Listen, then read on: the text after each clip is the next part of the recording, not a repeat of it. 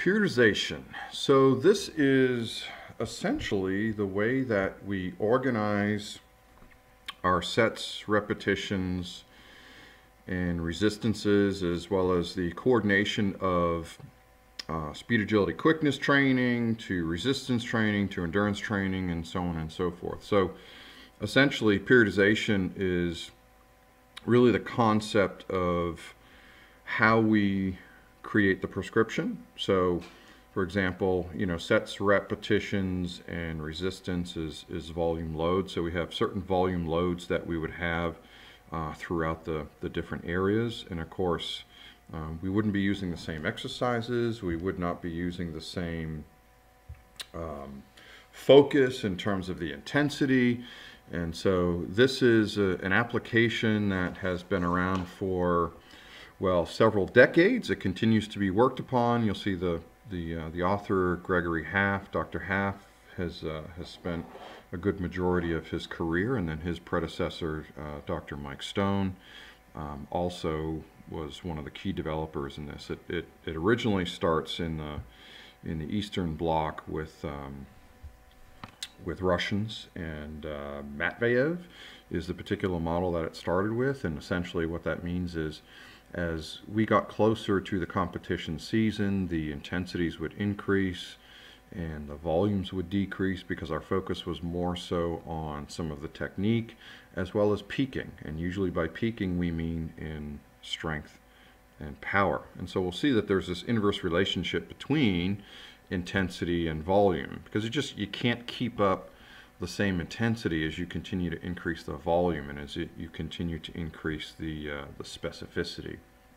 An initial general concept, general adaptation syndrome. So this is Celli syndrome. It comes from psychology, and basically it provides us these stages, and we can measure these different stages to look at and make sure that our athlete is not succumbing to an overload to where it actually brings us backwards, also referred to as overtraining. And so that's another reason to make sure that we are appropriately monitoring our athletes, because the ultimate in the general adaptation syndrome is improvement. So essentially, exercise is a stimulus. We do the exercises and we succumb to the woes of exercise, which is things like fatigue and so on and so forth. But ultimately, our goal is to create an adaptation. So if we create the adaptation, then we did our job right. But if we get to a point of exhaustion where we don't actually adapt, in other words, we train and we take 2 steps forward and then we take 2 steps back, we see that is no progression, but eventually that will lead to a backwards model where we take 2 steps forward and maybe 3 steps back. And that's why it's important to understand the relationship between the intensities and the overall volume, and essentially that is how the body is going to respond appropriately. So this is just the general adaptation syndrome representation graphically. So we see here that we introduce a stressor and the body responds, right? It's kind of like if you got sick, for example. It's a very similar syndrome. So we can look at it from a physiological, biomechanical, psychological standpoint, where the body says, hey, what's going on? And then we create this resistance phase. So to use exercise is, if we measure you immediately after exercise, you do clean pulls, for example, or squats, make it easier. And at the end of 4 sets of squats that are relatively intense, if I was to assess your 1 repetition maximum, it went down because you're fatigued neurologically, biochemically, physiologically, neuromuscular, all of those factors associated with things that we can measure. So that's the acute response to exercise. Well, the body tries to resist that. 1 is we stop exercising. 2 is we start to facilitate some level of healing. Okay? And then, if we've done our job right, we actually get what's referred to as a supercompensation. So we could look at this from an immediate aspect. We could also look at this from an overall training cycle. So in other words, we provide a stimulus, the body's kind of fighting it, and then eventually we get to a level of supercompensation. but we can't stay at that really, really high level. So what we do is we change things to a certain extent. Remember that you need to have a stimulus that's fairly constant, at least for a period of time, to achieve an adaptation. Because if you don't have a consistent stimulus, the body's never actually going to completely adapt to that particular stimulus. Now, I always use the example of a particular training method by P90X, which, you know, Tony Horton talks about muscle confusion. And actually it works really, really well from the standpoint that if we don't accommodate to it, then, you know, it'll always be really, really difficult for us. But the intent behind that particular form of exercise application is more so from the perspective of burning calories, and it's not really geared towards necessarily improvements in sport performance outcomes. So there's some overlap, and there certainly is some differences. And we find this with any type of training that sort of has that fixation on really just, you know, kicking butt and not necessarily creating an adaptation. Versus sport performance, we do want that adaptation, because if we don't get the adaptation, we're not going to see that transferability. And likewise, if we continue to utilize the same stimulus for extended periods of time, and that stimulus isn't gauged appropriately, then we can have too much of a stimulus, and eventually we will succumb to that stimulus and we won't be able to adapt. The body will actually, it'll change its pattern in the way it responds to a stimulus. For example, in a broken bone, the reason they put you in a cast is there needs to be complete immobilization for bone structure to lay down and to go through a complete healing process.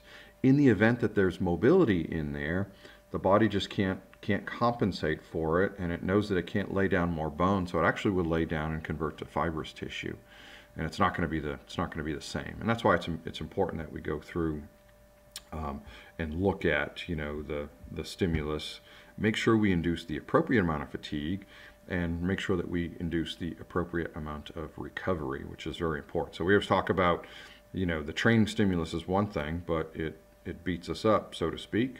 And it's the recovery where the adaptation occurs. And if we do it right, there's actually super compensation. Some of us refer to that as overreaching at some point throughout the training cycle.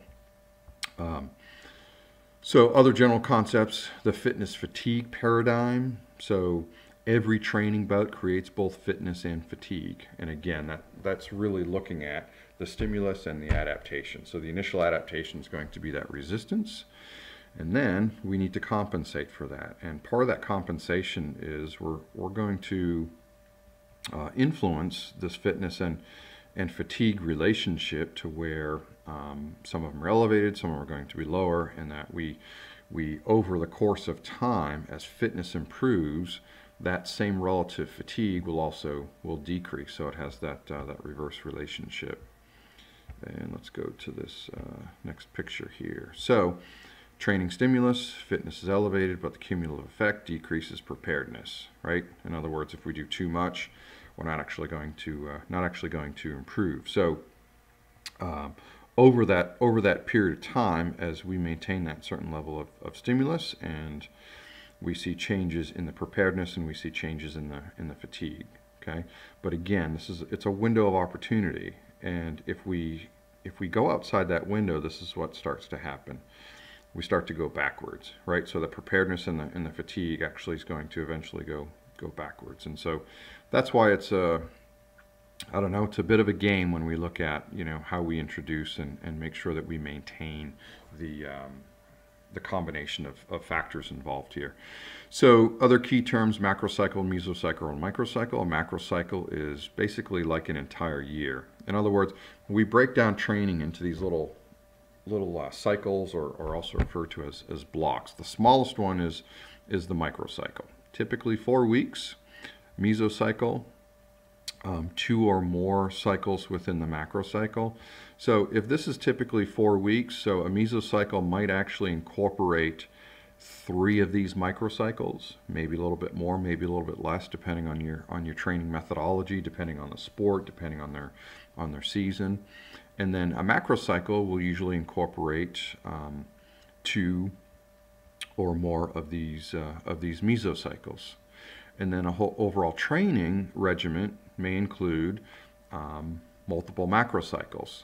So for example, if we look at the macrocycle of an Olympic athlete, it's about a year long. But if we end with an Olympic session and then we're confident that that person will be continuing, in other words, they're not going to be retiring, we then lay out a plan for the next 4 years. And so that 4-year plan will include 4 macrocycles, right? So each one of those years is considered a macrocycle. And then within each one of those macrocycles, we see these mesocycles. So a mesocycle will include a hypertrophy phase, will include a strength phase, will include a power phase, for example. And then within each one of those, such as the strength phase, we may have multiple microcycles to where we are changing the volume and intensity to essentially maximize that process, maximize that relationship between preparedness, fitness, and fatigue. So this is Matveyev's model, and it really hasn't changed a whole lot. I mean, the concept is essentially the same, but what we look at here is we look at these little microcycles and mesocycles within this whole year planning program, right? So let's look at this for a second. So during high volume training, technique can't be that important because with high volume comes fatigue, and with fatigue comes inappropriate execution. Okay, but then we also see that intensity is also going to be relatively moderate because again, you can't do, sets of 10 repetitions with 95% of your 1 repetition maximum. It just doesn't work that way. So there's this inverse relationship. So what we see as we get close to, so preparation phase is say the off season, and then first transition, we get into late off season, and then we get into preseason, and then we get into competition phase. So competition is the season starts. So let's say that that's football. The competition season is going to start somewhere at the end of August, beginning of September, depending on your level of athlete. And then there's what's referred to as another second transition phase. So that's a transition phase between, say, the beginning of competition season into the end, because we don't want to peak at the beginning of competition. We want to peak as we start to approach the season finale, which is going to be the championship. And that's one of those balancing acts, because you got to be strong enough, you got to be powerful enough, you got to be good enough to win enough games and matches and so on to make sure that you get to that level of competition. So then what you see in here is these little blips. Okay, those are these variations that are going to take place daily or weekly or even monthly, where we're manipulating these parameters.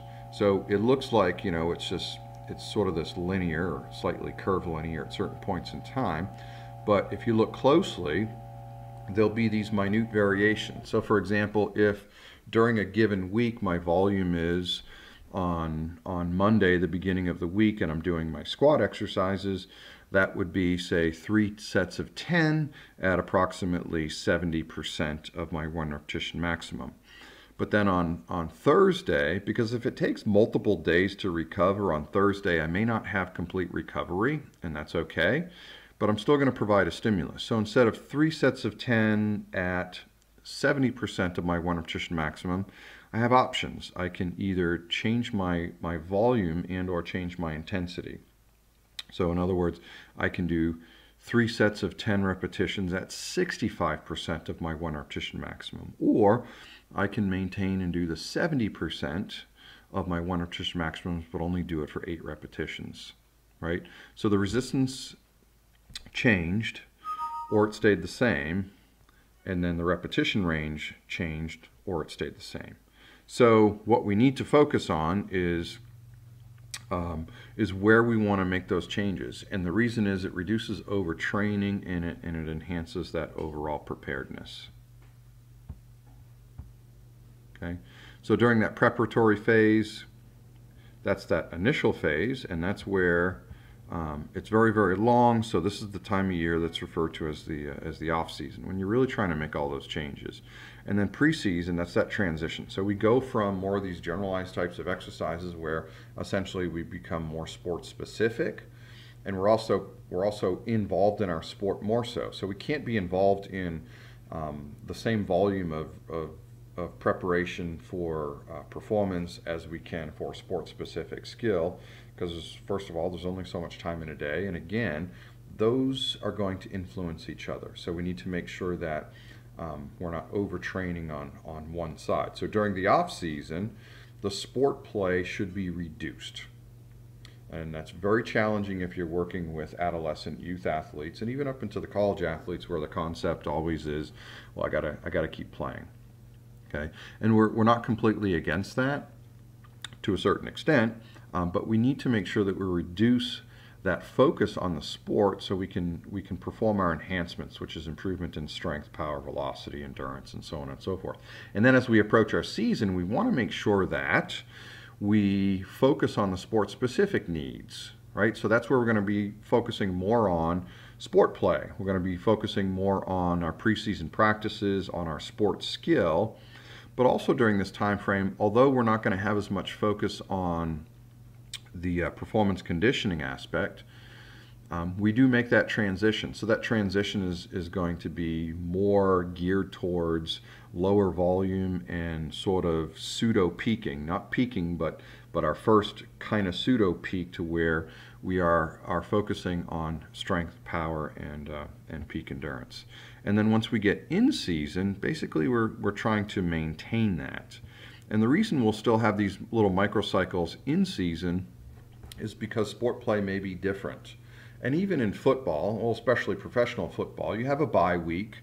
You have 1 week where you may be playing a Sunday game and then a Thursday game, or you may be playing Monday night and then again on Sunday, and so on and so forth. And so we need to make sure that we can manipulate volume and intensity appropriately. And that's an easy one, because there's not as much variation as we might see like in basketball, football, soccer, and so on. So we want to make sure that we're appropriately evaluating the season to where we're making the appropriate changes. Okay, so preparatory period, transition phases, preparatory periods in the off season, and we get into the preseason, and so on and so forth. So high power, basic strength, high power, basic strength. So what we see here is an outline of really what should be the focus. So it's during those mesocycles during the off season, as we approach into the preseason, where we make our changes. That's where we're focusing on getting stronger, where we're focusing on increasing power. And that's why there's actually some specifics with regards to sequencing to make sure that we also perform the appropriate preparatory conditions. So for example, to get more powerful, you must be stronger. And so we also look at it from the biomechanical or biochemical perspective, that studies show us that if we also want to increase hypertrophy, we want to increase lean body tissue, then a combination of power exercises and strength exercises are actually more appropriate than just focusing on one or the other. Types of periodization modeling: we have linear, where it just essentially goes in this stepwise, and we have undulating or nonlinear. And basically that's sort of a misnomer, because if we look historically at periodization really was a nonlinear model. The reason we define that today is linear is much easier. You don't have to be as experienced, and frankly, it works very, very well, especially for some of these youth athletes, where they respond a little bit differently than someone who is less accomplished. An example of a complete training program: the beginning of preseason, female basketball player center, has been resistance training, so she does have an exercise age greater than 0, so we can actually give her some things that are going to be a little bit more technically involved. So here we are in the preseason: increased intensity, sport-specific training, resistance, more plyometrics and anaerobic. So we've talked about plyometrics. People respond more appropriately and advance more quickly and progressively with regards to plyometrics when they are stronger, when they are more powerful, and that's why we don't need to have that focus, all the time. So for example, plyometrics might want to be minimized during the off season, at least at certain components, And likewise, as we start to approach preseason, we're not going to have as many training sessions on resistance training. And again, that needs to be a give and take, because if you only have a certain amount of time with your athletes, you need to make sure that we use our time more appropriately. And then in season, mostly it's about maintenance. We tend not to see a lot of improvement during these phases. The good news is we can actually maintain strength and power and anaerobic conditioning with less sessions, with lower volume, but we do need to maintain the intensity. The biggest mistake that people make is we start to approach in season and they want to drop down on both the volume and the intensity. It's pretty clear that we understand now that the intensity needs to remain high. So we are close to the 1 repetition maximum. Not the 1 repetition maximum, we still need some volume in there, so maybe we're doing sets of 3s or 4s, for example. And that we don't need that volume to maintain that stimulus, because it's more going to be neurological. And so that's a good news, because when we explain to coaches that we're still going to be training, that we're not going to be training with an exuberant amount of time. And then postseason active rest. Can't emphasize this enough. If you don't recover before you get back into the training seasons, I won't say it's pointless. We all have our own opinions on this, but you need to recover, because if you're not fully recovered, there's no way that you're possibly going to progress to the maximal benefit. And you're essentially you're wasting some of that time. Okay, and then we have the off season, and again, that's where most of the stuff is going to be taking place. So we have some variability here, and again, it's going to depend on the type of athlete. It's going to depend on the seasons. It's going to depend on the experience, and it also is going to depend on the experience of the individual.